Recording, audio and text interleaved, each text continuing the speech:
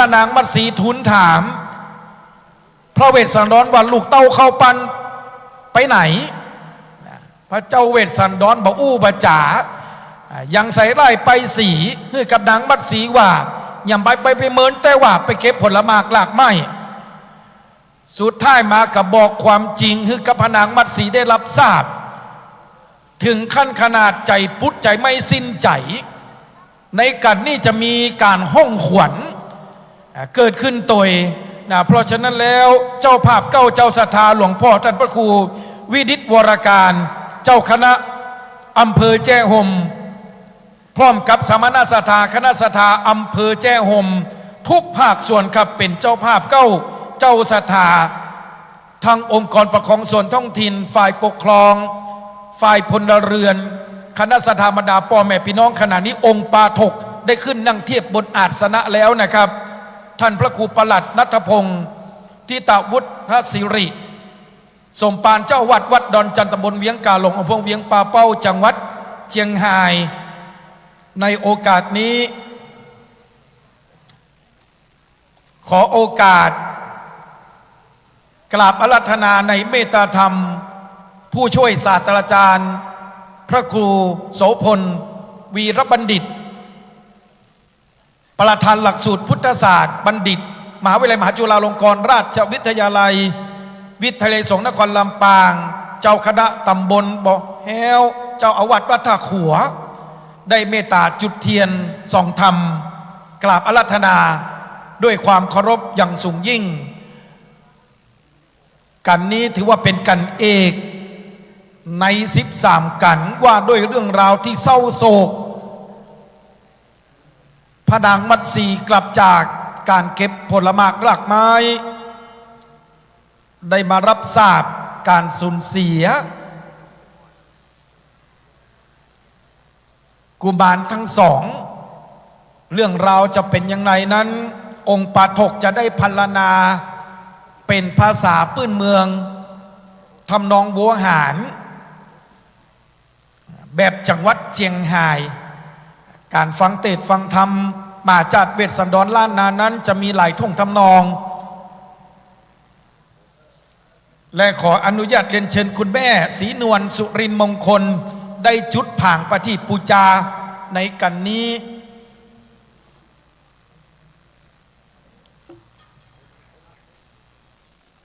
ผางประทีปคือท่านได้ปูจาดวงละ99 บาท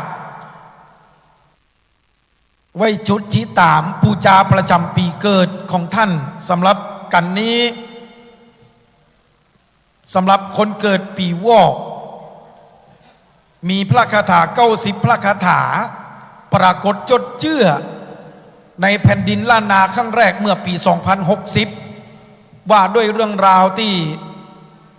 พระสิริมังคลาจารย์ได้รจนาเรื่องเวสสันดรทีปณีตีวัด7 ยอดพระอารามหลวงในสมัยรัชกาลที่11ของราชวงศ์มังรายคือพระยาแก้วเป็นช่วงที่ล้านนาเป็นยุคทองของพระพุทธศาสนาถึงที่สุดเพราะมีการเฉลิมฉลองปี2000พุทธชยันตีและมีการสังคายนาพระไตรปิฎกครั้งที่8ของโลกในรัชกาลที่9ของแผ่นดินล้านนาพญาติโลกราชบัดนี้พร้อมแล้วเก้ากับผมขอโอกาสเรียนเชิญท่านร้อยตำรวจตรีศรีวัยสมวรรณปราชญ์แห่งจังหวัดลำปางอดีตนักเทศกันนี่แหละครับกันมัตสีหรือว่ากันเอกอดีตข้าราชการบำนาญตำรวจผู้คลำวอดในวงการเทศมหาจารย์จะได้มาอาราธนาธรรมกันนี่กันเอกกันที่9ขอเรียนเชิญปออาจารย์ครับ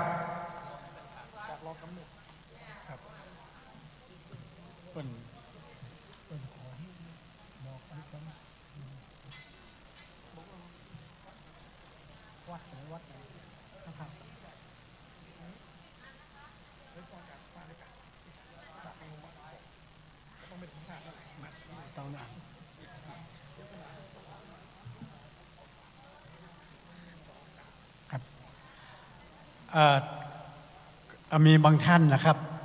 ญาติโยมบางท่านก็ยังบอกว่ากันมัทธีเนี่ยมันเป็นปียังเป็นปีวอกนะครับก็พระธาตุพระนมเป็นพระธาตุปีเกิดนะครับไก่น้อยเนาะ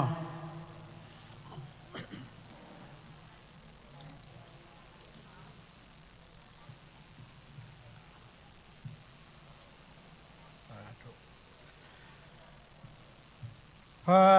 สุลิญาอาทิเตเตวจรนี่นาเลยมาที่เฮยแม่มาที่เฮย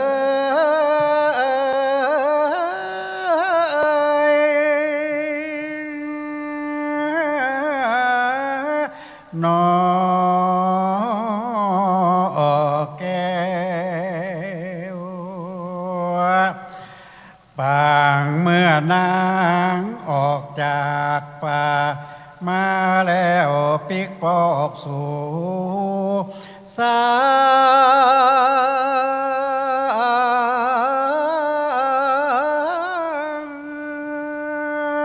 ลา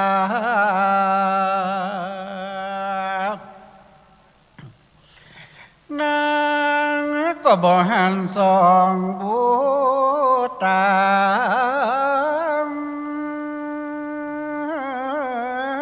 ลูกเต่าอันแต่โตนะคำตาอันตา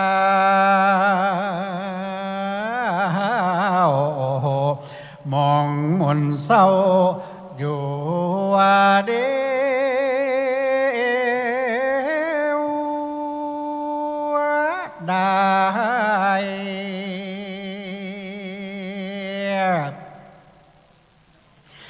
น้ำตาพา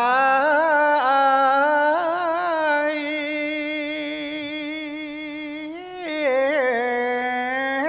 อาบย้อยหน้าเพราะว่าเกิดถึงสองเจ้านอฟ้า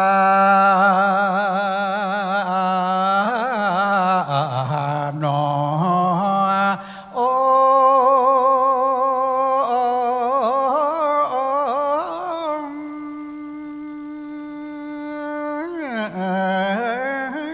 คำ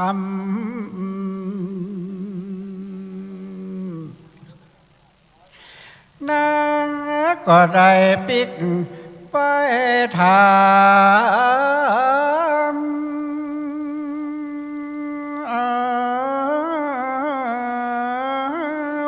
คำเวสันตาละลาดเจ้าสัมบ่จาพ่อนานะ นอนเน่าก็มาตาวสาโย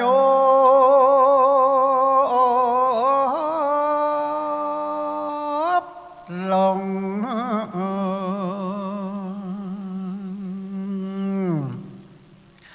ขออาราธนาลูกศิษย์พระพุทธาบง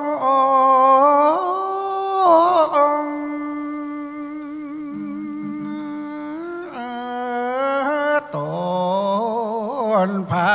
อันแผ่วขึ้นนั่งธรรมาดแก้วสถิตนั่ง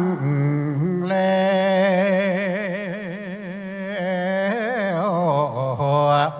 จุงเตสาดนา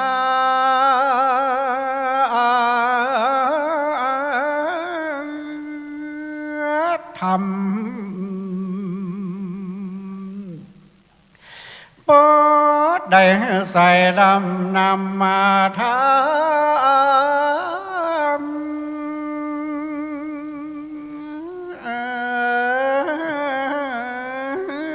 สักสองสามสี่ห้าบังการว่าอิดไหนก็ยังจงเตเตสานาทามไปก่อนแลดี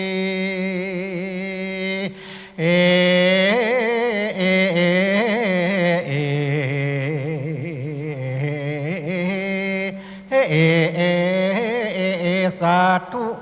อนุกรรมปิมังพระชังรา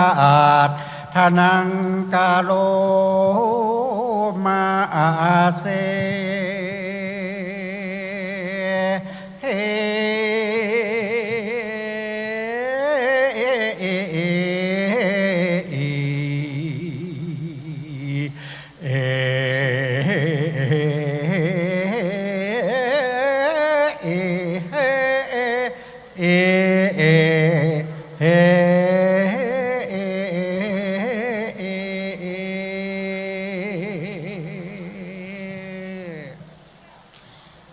ใจโยใจโจกจังโม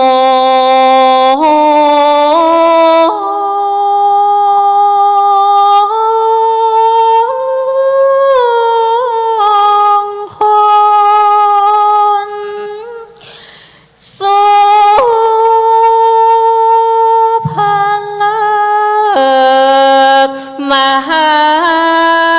โพธิ์ยิ่งแล้วลาพาจุงมา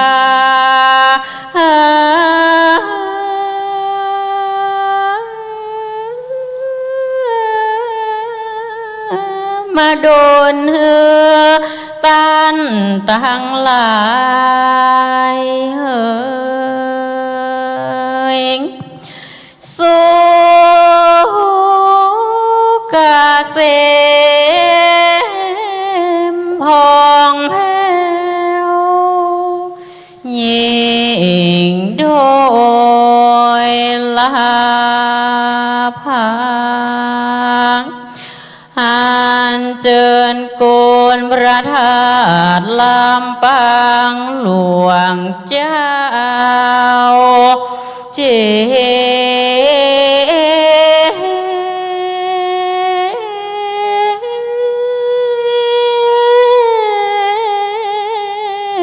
ดีพระแก้วรุ่งเรืองดีสารูปไว้โกนพระธรรมกรรมสอนเจ้ามีไว้ปกห่มกล้าวโม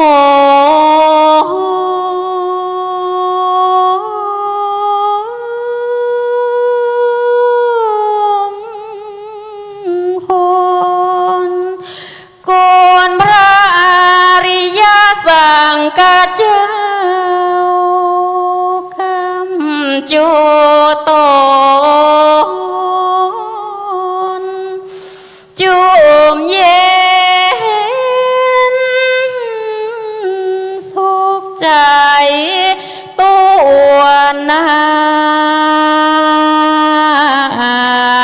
สิ่งศักดิ์สิทธิ์สักคนโลกลา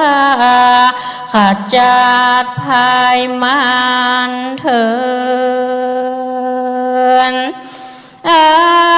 ยุยืนยิ่งลอยวัดสาวัน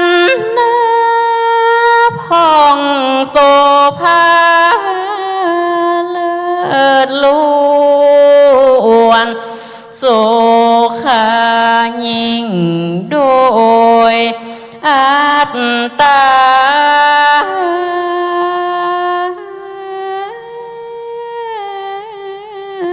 ทุกเมื่อยามเฮยพาละกำลังวนปราบได้หมู่ภายมานเถินขอย่อหัตถาวันทากราบน้อมต่างดวงดอกซอมมาทุบบุภาตัวค่ะหม่อนน้อยกราบไหวทูลสาไตรรัตนาสามดวงเก้าเงาไหวเจ้าสังฆะครูบาอาจารย์ตนกองวัดงามสั่งซ้อนหม่อนค่าสั่งซ้อนหม่อนค่าขอนอบน้อมคุณพระรัตนตรัยอันมีคุณพระพุทธคุณพระธรรมคุณพระสงฆ์คุณรัตนแก้วเจ้าทั้งสามประการขอย่อมือ10 นิ้วถวายความเคารพมายังหลวงพ่อท่านพระครูอนุศาสตร์วรธรรมเจ้าคณะอำเภอเมืองลำปางพร้อมโดยท่านหลวงพ่อพระมหามิลินสุวรรณเมธีผู้อำนวยการมหาวิทยาลัยสงฆ์นครลำปางเจ้าคณะอำเภอวังเหนือจังหวัดลำปางพร้อมโดยขอนอบน้อมแต่ไตรไวสาครูบาอาจารย์พระเถรานุเถระครูบาสังฆะพระสังฆาธิการทุกรูปทุกตนขอความสุขความเจริญในธรรมจงมีแก่ศรัทธาญาติโยมสาธุชนทุกผู้ทุกท่านที่ได้มาร่วมกันสดับรับฟังการตั้งธรรมหลวงหรือการเทศนาธรรมเวสสันตดรชาดกถึง13 กันลำดับต่อจากนี้ไปอาตมาภาพพระครูปลัดณัฐพงศ์ทิตาวุฒสิริเจ้าอาวาสวัดดอนจันทร์ตำบลเวียงกาหลงอำเภอเวียงป่าเป้าจังหวัดเชียงรายจะเป็นองค์แสดงพระธรรมเทศนาเรื่องการมาซีประดาไปโดย9 สีพระคาถาวันนี้ขอออกตัวก่อนว่าเป็นองค์แตนซึ่งองค์เตศในวันนี้จริงๆแล้วเป็นท่านอาจารย์พระม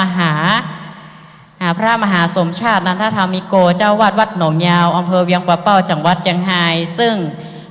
หลวงพ่อท่านอาจารย์นั้นได้ติดปัญหาทางสุขภาพบ่สามารถที่จะมาแสดงธรรมได้ก็เลยมอบหมายให้ตนตัวธรรมาภาพ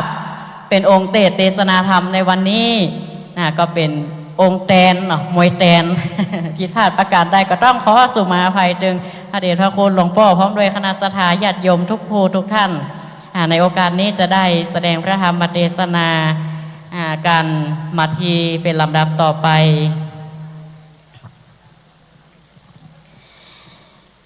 สุ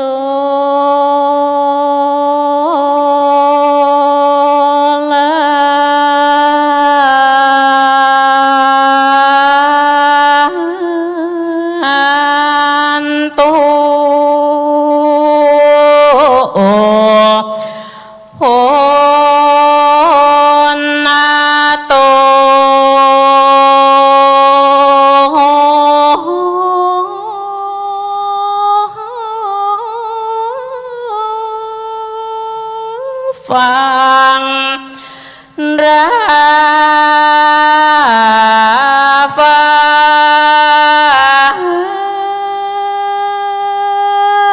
งลาตันเจ้าสมณะสัทธา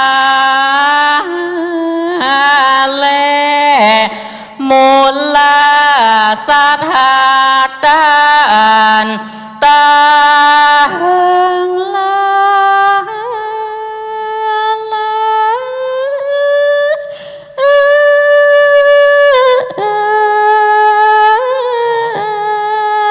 ลาต่างเด็กยิ่งใจถลำแล้วแถวเท้า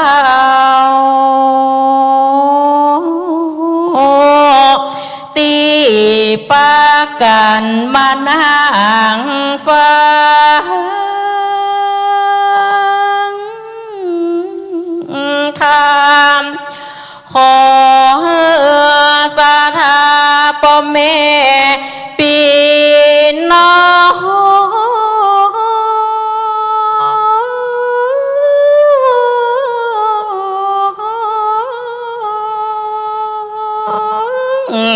จ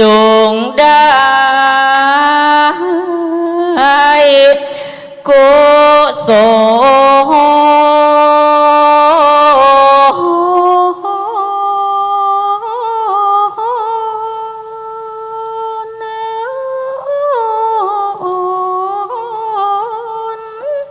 มาบันดลสาธาโจผู้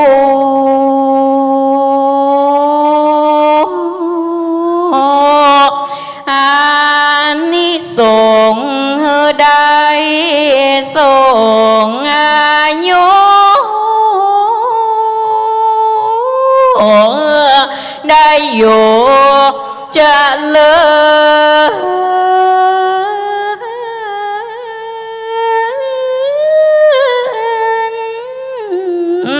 ดี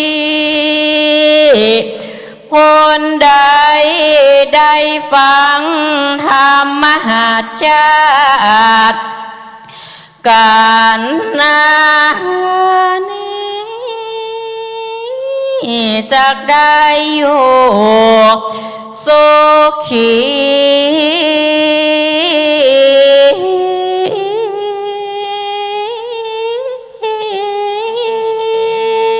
เจอธรรมมาติวา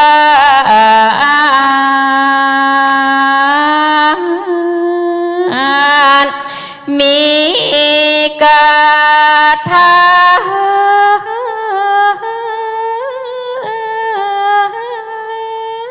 ว่าได้เก้าสิบพระคาถานานแล้วขอสาธาโจโค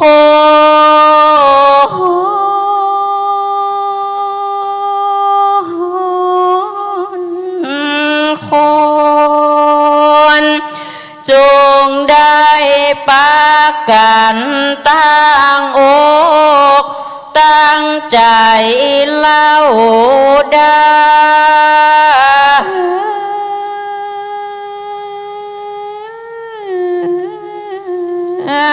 ฟังบุญกินบุญตานเยืองจงได้ปกปักละนอหักษา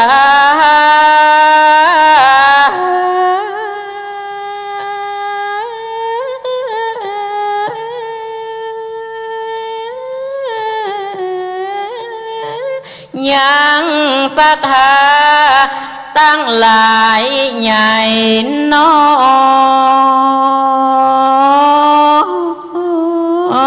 ยได้นิราชกล้านากล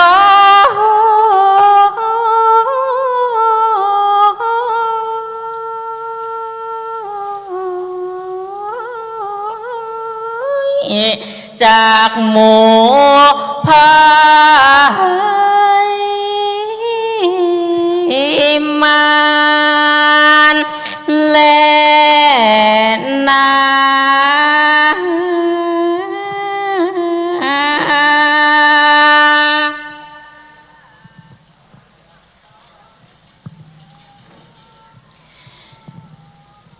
นะโมตัสสะภะคะวะโตอะระหะโตสัมมาสัมพุทธัสสะ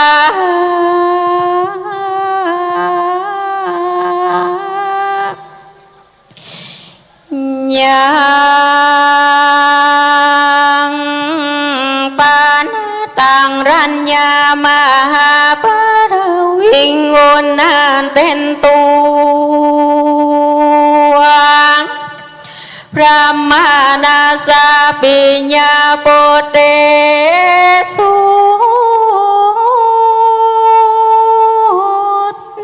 เนโสยาวาพระมาลูกาเองกาโกลาลังจัตตังอาโห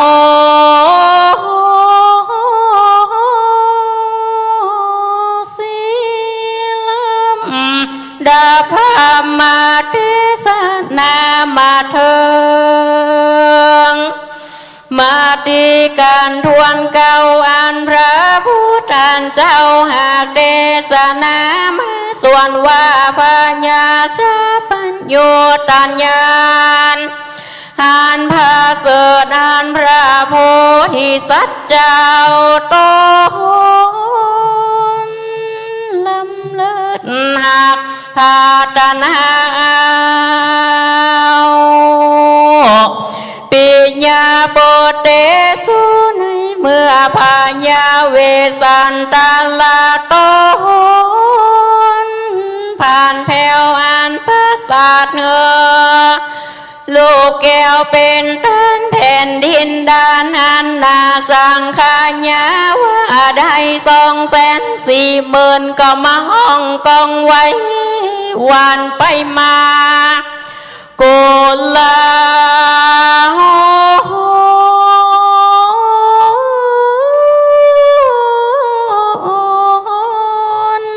เป็นอันหนึ่งอันเดียวถ้าลาบต่อเต้าเดิงพรหมโล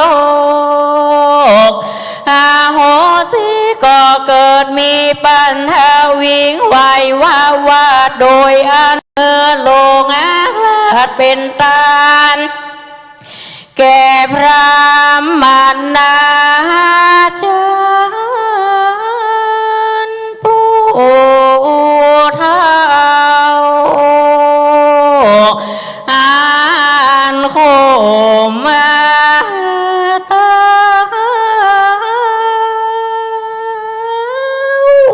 เข้ามาขอ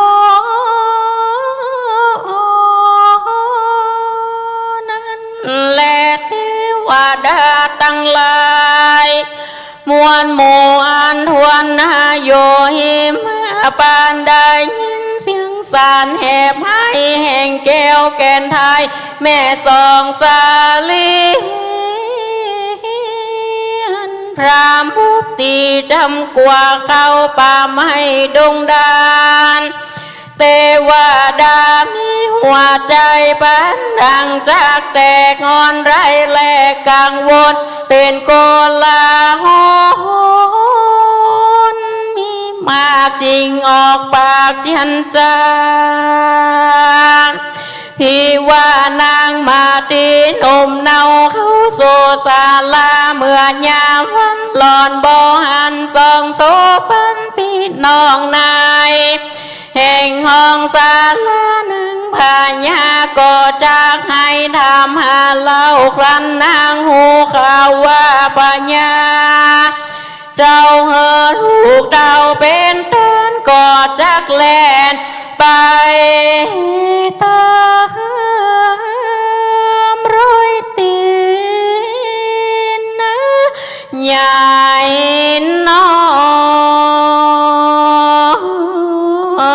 ย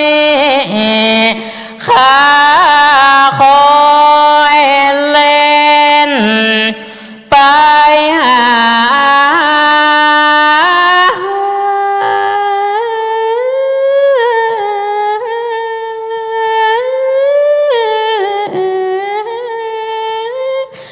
นางพญาก็ชักลำบากเสวยตกยากเหลือใจเท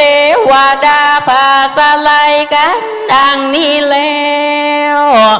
จริงบังคำเฮอเทวาโบสามตนวิเศษว่าโสเจ้าจงไปกายกับเป็ดเป็นเนื้อเน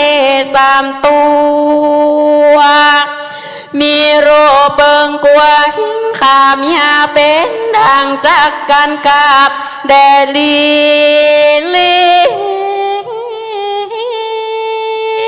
ต ตนหนึ่งเป็นดังราชสีห์มีอำนาจตนหนึ่งเป็นดังเสือคลุ้มงานเอาคนและตนหนึ่งเป็นดังเสือเลืองชนเปล่าปราบตัวกระยาบเลือเลืองไปนอนเนืองไขว่ควงตาตีล่างนางมาตีจากด้านเกรีเที่ยวต้องอย่างนางตาย้องต้องเตียวมาเดเตออาตเตตะโยเตวาบุตาเตวาบุสามตนสวดก็มาห้ามเอาวาดปาลียายแห่งเทวดาต่างหลา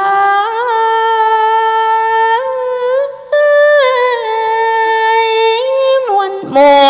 อันทวนนาโยหิมมามปานได้ยินเสียงสารพิลาบสะอื้นอาบน้ำตากวนกาลูนาบอดใจน้อยแห่งยอดซอยสองสลีเกิดจาลีงามเลิศแล้วกับตังนางนอแก้วกันหาเทวดา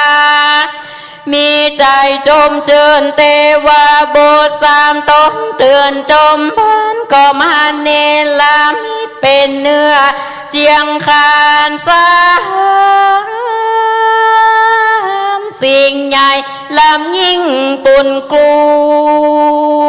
วนางหัวปองเครื่องขาบยาเป็นดังจากกันกาบแต่ดีลิ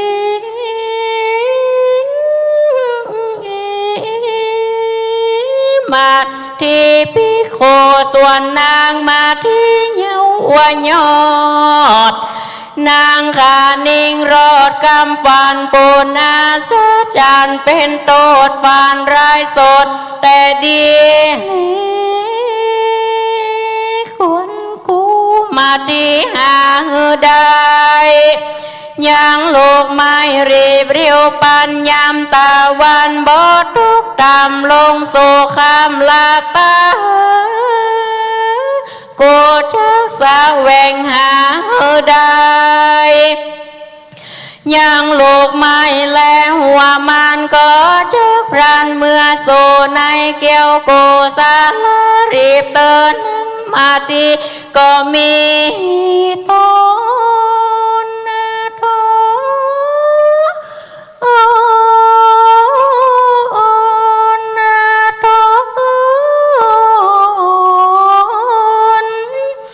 นสันร้อนรายปั่นไปมาเจ็ดน้ำตาอยู่ใจนางก็มาร้องรำให้ไปมาเข้าโซศาลายดยิ่งนางจริงปงทงลงกาเช้าอันใส่โลกไม้ห้อยบาเพื่อจักชานนางก็มาเลงหาพระนาคำตนปอบ่อวายนาลอเจียนจาบ่ออันสองพุทธาโลกแก้วนางมาตีผ่านเพวก็ซ้ำร้องไห้ฐานาใจตาไหลอาบนาพระโสภาเฮยเจ้าฟ้าพี่ตันบ่ปากจิ้มข้าเมื่อยามวันการปอดไว้ที่คืนนี้และลงสายฟ้าพุ่งเรื่องรายข้าเตียงจากตายมรณาใจข้าขาดเป็นปอดที่ผูกเจ้าตาพระเจ้าก็หากจักหานบ่อยาจาและนาอาตมหาสาโตเมื่อนานพระมหา สัจเจ้าก็ขะนิงในใจว่านางมาติสารีนอนเนาหากลูกเต่าเรือขนาดจางมาตาขาดโศกันอยากจะกำราบนางพญาหายสิเนหาใหญ่จริงตันซอยใส่ไหลกำว่ามึงนางจงมานีกูจักจีมึงฟังกำไปหลังอันคนเล่าไว้ว่าจางปางจักนี้เสียเดือนก็เพราะว่าจางโปเปื้อนบ่มีโลกลวงละ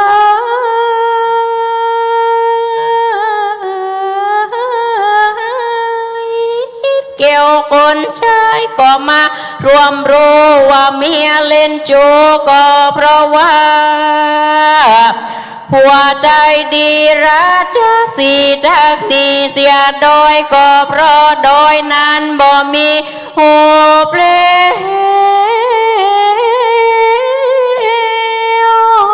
ปากทำปาจากนี้เสียน้ำ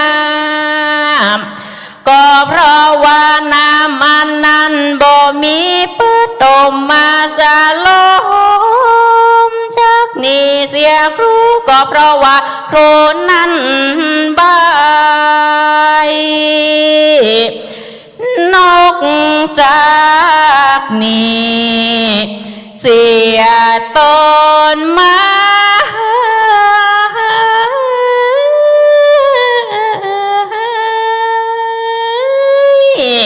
ก็เพราะว่าต้นไม้นั้นบ่มีลูกลวงลายกว้างตาลายจังนี้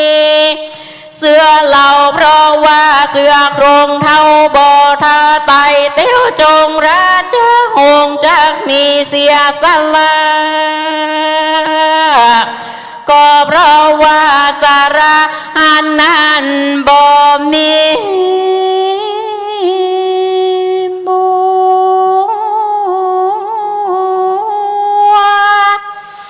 แม่ยิงจากนี้เสียผู้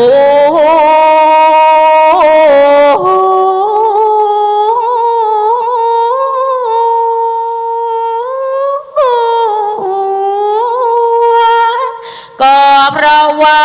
ผัวขี้ลา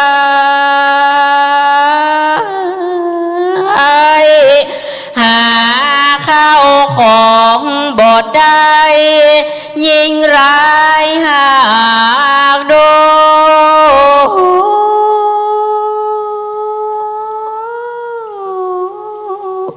แควนเมียบก็มาไกลแกนเน่งนายเพราะว่าผัวบ่จ้างเบี่ยงบายคงควายกำโบราณคนตั้งหลายกาไว้ก็มาได้แก่ก็นี่แหละนะนางเอ้ยพี่กาเวดูลาพี่โคต่างลายจากฟังนิยายอันเก่าอ่านจากเล่าแห่งห้องนางมาที่แก่นไทยร้องรำให้พอเล็งหาก็บอกหันสองพุทธานายแห่งห้องอาสาลมนางย่อมือปานโนมพระบาทมรณะเต็งตานินสาสายญาญานตั้งต้นปันเป็นผียามนั้นพระฤาษีใสสันใจเจ้าปันไปมานั่งน้องแก้วก็มาเต้ามอลานาเชราเนตน้ำตาโตสะโซส่วนพระเวสสันดรตันตา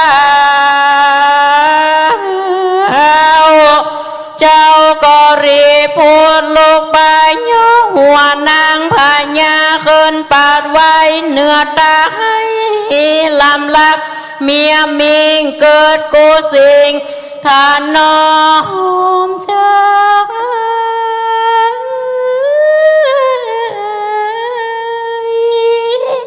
เป็นบ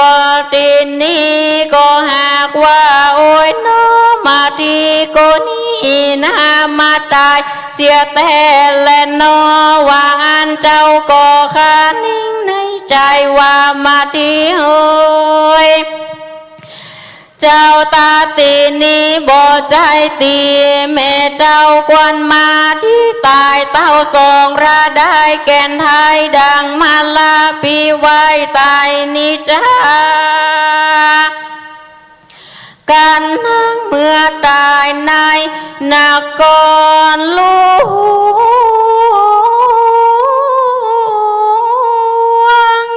ใหญ่กวงกูปีจากเฮอสร้างวิมานพระศาสตร์วิลาศเบาวนแต่งแม่เรือนนอนแผ่นต้องเต้นปาทาวีปองโรจีสลอใส่ตรงสอดควัดควงเจือเป็นวางลวดเลือนบอกเฮอโคตรใครเขื่อนไปมาอันว่าจังไม่หาการณาตุกแต่งตุกตีแห่งกลางเต้นปองไปแสงโดยโกดงามสลโลรังสีโกปีจากแต่งไฟ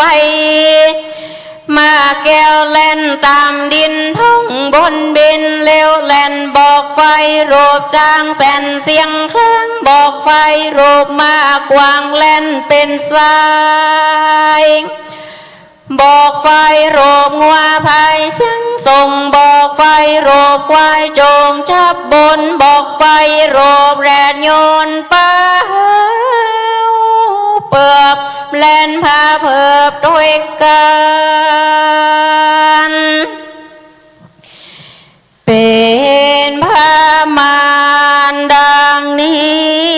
แล้วไฟมาแก้วก็มาแยกเป็นเปลว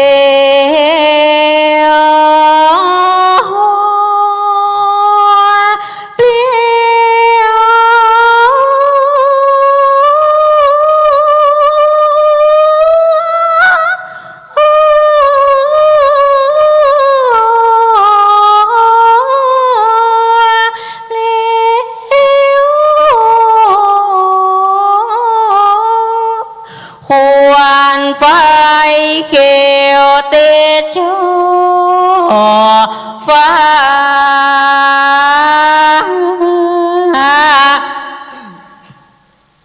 ปานด่างจากกาเมื่อบิน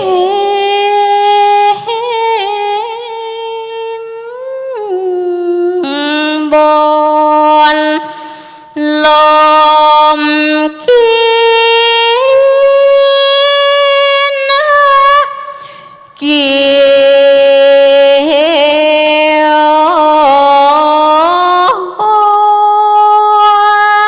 เกี่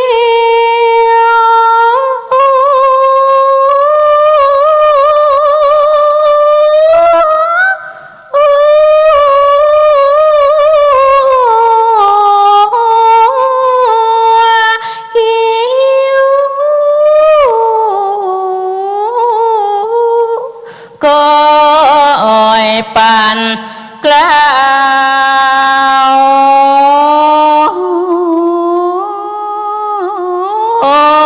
ปานด่างจากยกเอาหอปราสาทเจ้าหอปราสาทนาคา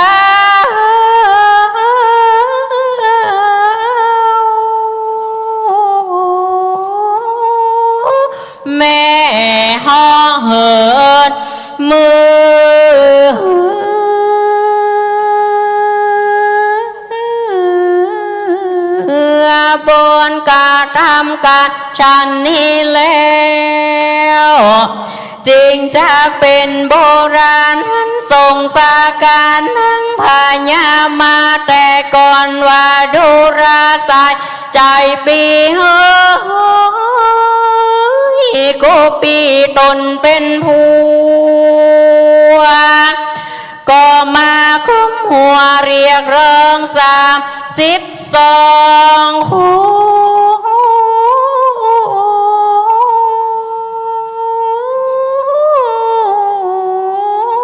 น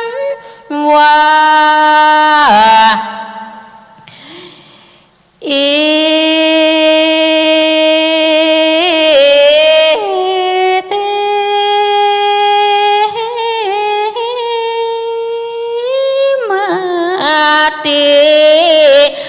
แม่มาตี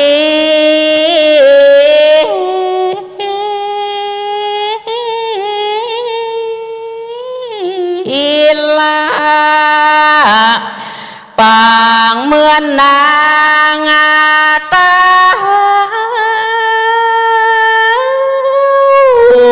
มาสายโยบลงตีจิมกล้า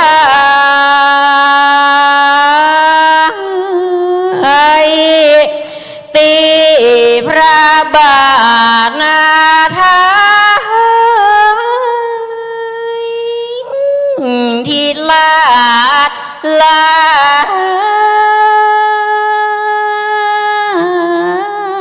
อาจารย์ตาวก็มาเรียกร้องหา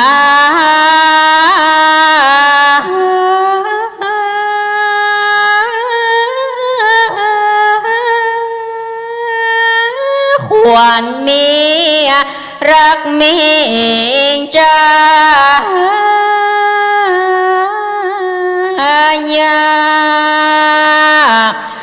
ว่าลูกก็ลุกมาเติมแม่ควร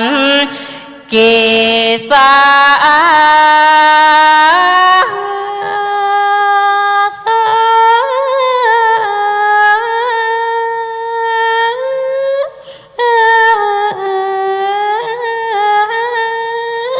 ตั้งขวัญโมกะตัวลากูแก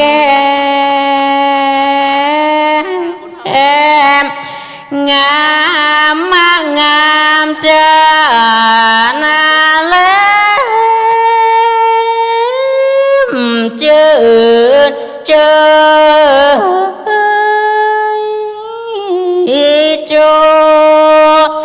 ควรนางจะไปล่าดงนาเดือนทองควรนางอย่าได้ไปล่าพาเตนาต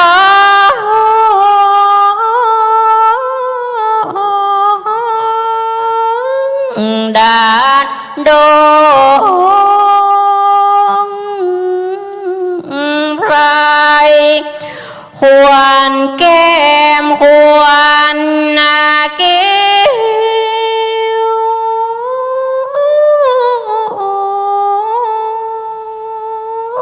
ตั้งขวัญปากเจ้าตีเกยจะขา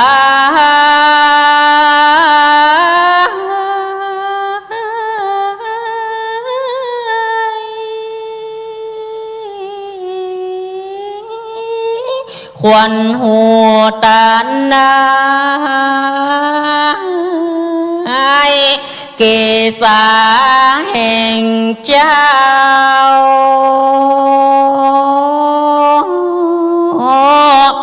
ควรมาที่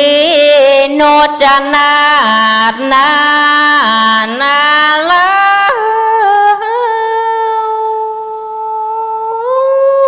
จุรีมา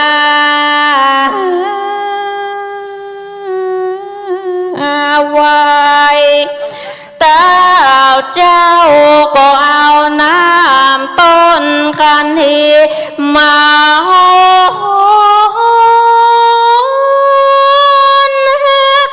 หล่อเมียน้อยหนอสายใจน้ำก็มาเย็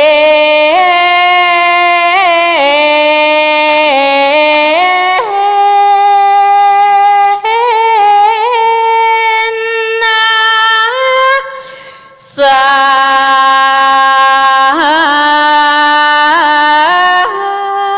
ยส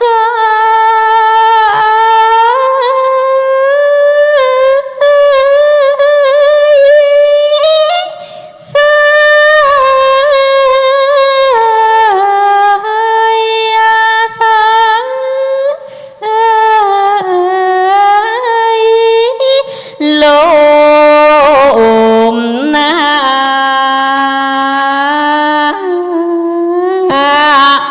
มาที่กามพาก็ได้สเตเตือนคืนมาอาตามาสัตโตเมื่อนานพระมหาสัจเจ้าจริงกล่าวหูตามันนี้ว่าพันเตดูราละเจ้ามาที่อันว่าสองสาลีนอนเนาปีก็ได้ลูกเต่าเป็นตานแก่พระมานาจารย์ผู้เท่าอันโลกเจ้าจากบ้านมันมาหล่อสาลาพี่น้องเอาแก้วห่วมต้องแม่นีไปในวันนั้นแหละนาพระมหาสัจเจ้าก็บอกแกนางนอนเอาละเจ้ามาดีตามกรรมมีแต่เก้าตามพระราชเจ้าหากโอ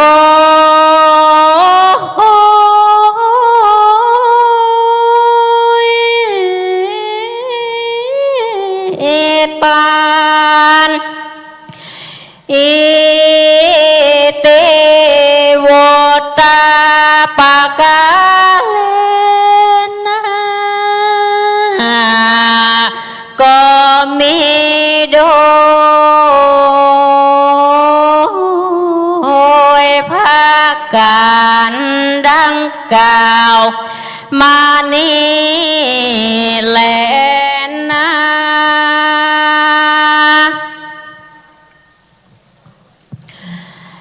ผู้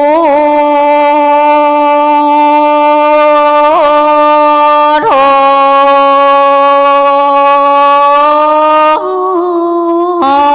เม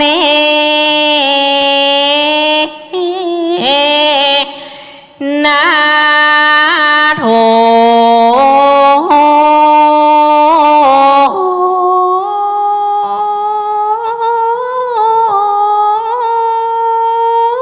ขอเอาพระพุทโธเป็นตีตั้งกับตั้งพระธรรมพระสงฆ์เจ้านั้นเป็นสารณะก่อนสิ่งนั้นนาอาจเนื้อแล้วสมดังกามผาดฐานา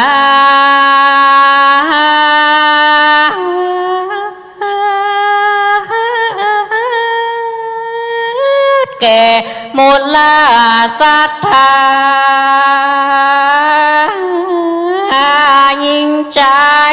หนุ่มเท่า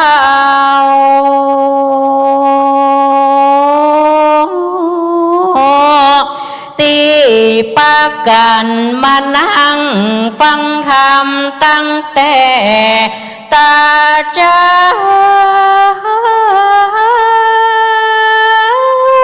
ขอได้กุศลเล่าจู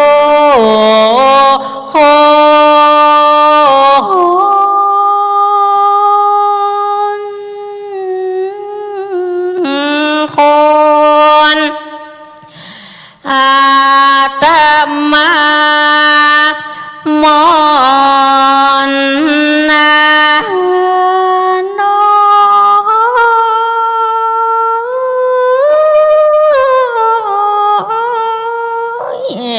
จะขออาเจิญเตวะโบตังลายแห่งห้องสกลตัวเมืองคนโลกควงหักษายางมูลาสาธาเจ้าจ้าจูหนอค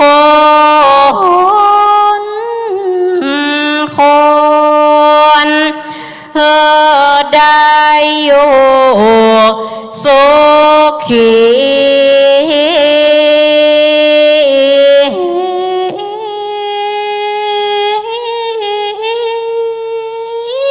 เหมือนกันกู้ผู้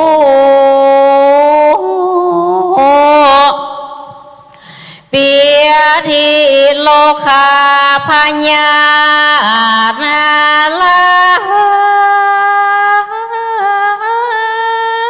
ยจงย้ายถอยโห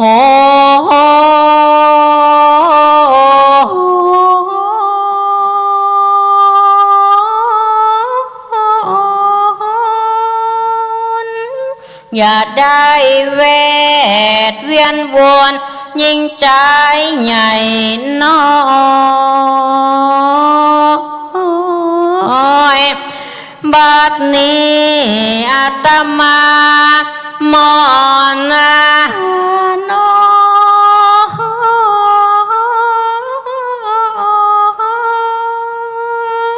ย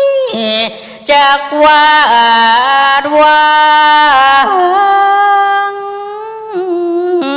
ลงวานานและนามันที่ปาปังนิทิตังกิญาณกล่าวสังวันนาเจ้าเหตุยังมาที่กันทวนเก่าอันประดาไปโดยกาทาว่าได้เก่าเสประกาศนิติต่างก็บังคมชมเลสาเด